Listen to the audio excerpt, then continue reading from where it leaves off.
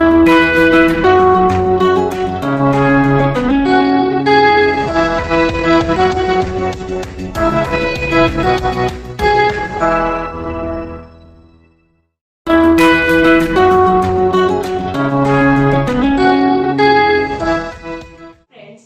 To my channel Gunjan study point.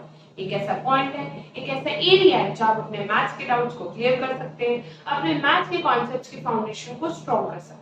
मेरे last की videos को लाइक करने के लिए और मेरे चैनल को सब्सक्राइब करने के लिए बहुत ज्यादा थैंक यू। आज इस टॉपिक के बारे में हम डिस्कस करने जा रहे हैं, वो फाउंडेशन है मैथ्स में अलजेब्रा की। यस, आप सबने सही गेस किया। आज हम डिस्कशन करने जा रहे हैं अलजेब्राइक एक्सप्रेशंस का। So let's start.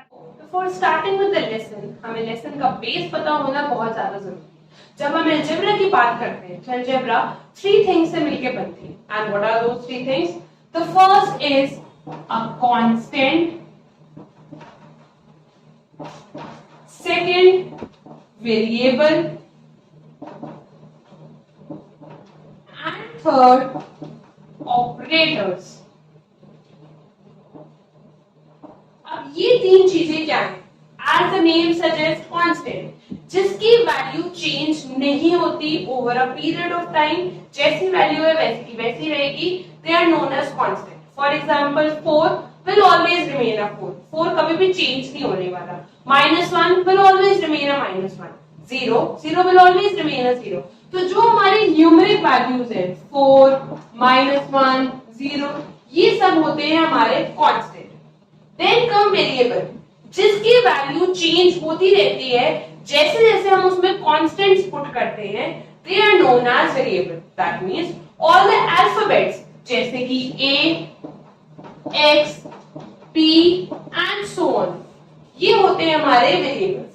Then what are these operators? हम लोग मैथ्स में 4 ऑपरेशंस पढ़ चुके हैं, addition, subtraction, multiplication and division, and they are only known as our operators. So our operators are plus, minus, multiply and divide. इन सब के combination से जब हम इन सब कॉम्बिनेशंस को यूज करते हैं और एक एक्सप्रेशन क्रिएट करते हैं, that is known as algebraic expression. For example, अगर मैंने कांस्टेंट वेरिएबल ऑपरेटर सबको यूज किया, x plus 7, x is your variable, 7 is your constant, plus is your operator। इन तीनों के कॉम्बिनेशन से जो एक्सप्रेशन रेडी होता है, that is known as algebraic expression. I hope आपको बेस क्लियर हो। Next is the classification of algebraic expression. Classification 2 terms पे की जाती है। एक होता है नंबर ऑफ टर्म्स, मतलब हमारे अलजेब्राइक एक्सप्रेशन कितने टर्म्स कंटेन कर रहा है, और सेकंड होता है हाईएस्ट पावर, जिसे हम डिग्री भी बोलते हैं। So let's understand it. अगर हमारे अलजेब्राइक एक्सप्रेशन में सिंगल टर्म है, दैट मींस वन टर्म के अलजेब्राइक एक्सप्रेशन को हम बोलते हैं मोनोमियल। ये मोनोमियल का मतलब जहां पे सिर्फ सिंगल टर्म आ रहा है, वो सिंगल टर्म आपका अलजेब्राइक टर्म में कांस्टेंट भी हो सकता है, वेरिएबल भी हो सकता है। जैसे 7x, 8y, a, ये सब आपके मोनोमियल है क्योंकि ये सब सिंगल टर्म कंटेन करते हैं। अगर आपके पास 2 टर्म्स है, 2 टर्म्स के केस में हम उन्हें बोलते हैं बाइनोमियल, और ये बाइनोमियल बनता है किसी मैथमेटिकल ऑपरेटर के। बट वो मैथमेटिकल ऑपरेटर या तो एडिशन होना चाहिए या सब्ट्रैक्शन। जैसे a plus 7, अब ये 2 टर्म्स हो गए जिन्हें आपने प्लस से जोड़ रखा है। 6 minus 5, 2 टर्म्स है जिन्हें आपने सब्ट्रैक्शन से होल्ड कर रखा है। सिमिलरली अगर 3 टर्म्स है आपके पास, सो 3 टर्म्स के केस में हम उन्हें बोलते हैं ट्राइनोमियल। जैसे x plus y plus z, 3 terms हैं, तीनों को आपने एडिशन से होल्ड कर रखा है। 4a minus 2b plus c, 3 terms हैं जिसे आपने एडिशन सब्ट्रैक्शन से होल्ड कर रखा है। सिमिलरली क्लासिफिकेशन आता है हाईएस्ट पावर पे। अब पावर क्या होता है? जो भी आपका वेरिएबल है वो किस पावर पे रेज्ड है उसे हम लोग डिग्री बोलते हैं। अगर डिग्री 1 है तो होता है लीनियर। जैसे कि एग्जांपल हो गया 7x, x की पावर यहाँ पर क्या है? 1, सो ये हो जाएगा लीनियर। ऐसे अगर मैंने दे रखा है 8 plus x, अब पावर क्या है? 1। चाहे टर्म्स 2 है लेकिन पावर इसलिए ये लीनियर। सेकंड होता है हमारा क्वाड्रेटिक। जैसे लास्ट वीडियो में हमने पढ़ा था क्वाड्रेटिक इक्वेशन। क्वाड्रेटिक का मतलब हाईएस्ट पावर कितनी होनी चाहिए, 2। जैसे है 7x² + 9। अब चाहे टर्म्स यहाँ पे 2 है लेकिन हाईएस्ट पावर क्या है आपकी 2, सो ये हो जाएगा क्वाड्रेटिक। सिमिलरली थर्ड होता है हमारा क्यूबिक।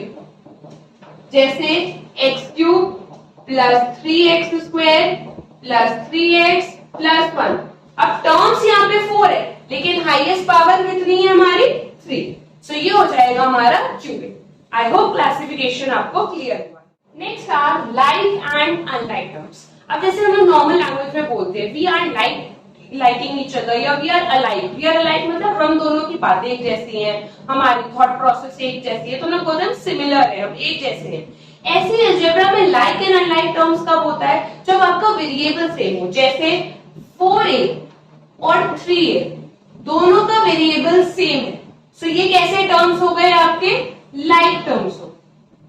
लेकिन अगर आपका वेरिएबल डिफरेंट है, 6p³ 7p²q², क्या ये दोनों लाइक टर्म्स हैं? नहीं। क्यों नहीं है? क्योंकि यहाँ pq की पावर 1 है और यहाँ pq की पावर 2 है। सो वेरिएबल्स के सेम होने के साथ साथ आपकी पावर भी सेम होनी चाहिए। अगर पावर सेम नहीं है तो ये टर्म्स कैसे हो गए आपके, अनलाइक टर्म्स।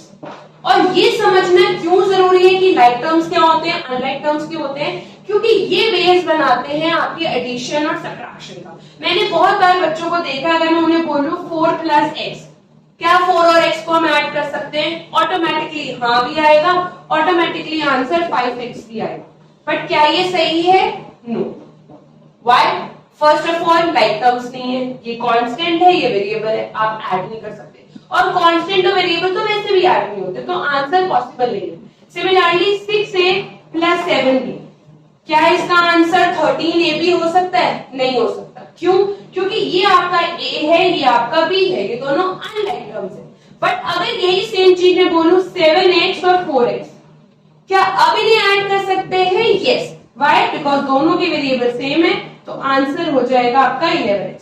तो एडिशन सब्ट्रैक्शन समझने से पहले आपको like unlike terms, addition and subtraction, अभी जैसे मैंने आपको बताया एडिशन और सब्ट्रैक्शन का पहला बेस होता है लाइक टर्म्स को ढूंढना। अब आपके सामने दो टर्म्स लिखे हुए हैं, what are they are binomial. ये भी बाइनोमियल है, दो टर्म कंसिस्ट कर रहा है, ये भी बाइनोमियल है, दो टर्म कंसिस्ट कर रहा है, और इन्हें आपको ऐड करना है। So let's start 6x + 3y and then we have addition, so plus करेंगे, and then we have -2x + 4y। सबसे पहला रूल इंटीजर्स अप्लाई करना, साइंस को ठीक करना।